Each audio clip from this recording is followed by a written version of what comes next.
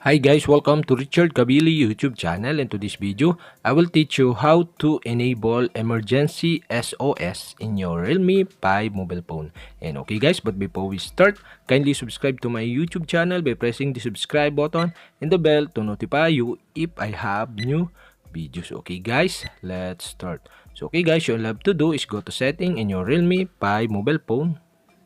And okay guys, here in settings, okay, scroll down and find the privacy. Okay, click privacy.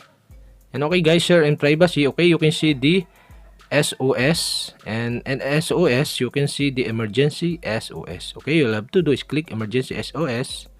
And okay guys, here in emergency SOS you can see the emergency call quick access switch button. And okay guys, you all have to do to enable the emergency SOS is enable the switch button on the right side.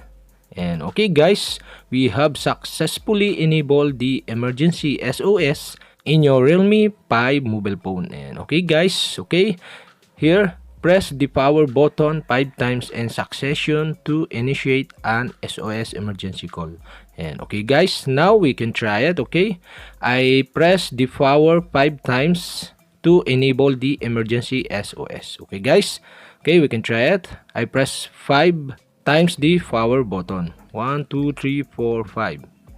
And okay guys, now we have successfully enabled the emergency SOS in your Realme 5 mobile phone using the power button. And okay guys, that's it. We have successfully enabled the emergency SOS, and if you have a question, kindly comment below, and don't forget to hit the subscribe button and the bell to notify you if I have new videos. Okay guys, thank you for watching.